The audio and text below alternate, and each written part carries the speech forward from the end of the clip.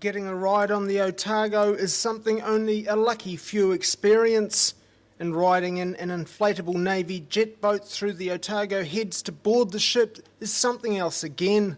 The Otago appears through a thick sea mist, cutting an impressive figure. Access to the ship is gained by being hoisted, inflatable and all, out of the ocean and onto the deck. There, a crew of 61 was ending a stint south of New Zealand. So the first phase was 2 weeks in the Snares, Auckland and Campbell Islands.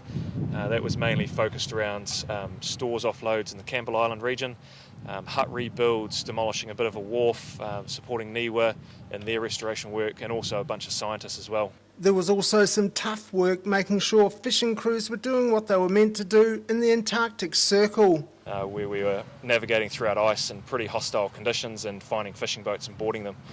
Of note, there were no illegals in our zone over the whole season, which is quite an accomplishment. Captain McCaw, at just 32 years old, is one of the younger captains around. He says the ship he is in charge of did the business. We've been involved with everything from search and rescue up by Minerva Reef in November of the yacht Wendigo. We deployed to the Southern Ocean.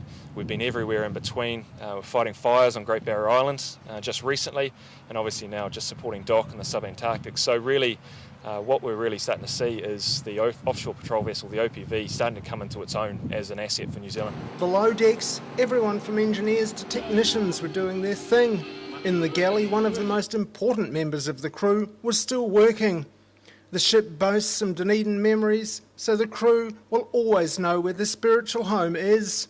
That home will be on display tomorrow afternoon at an open day for the Otago public. David Lockray, 9 Local News.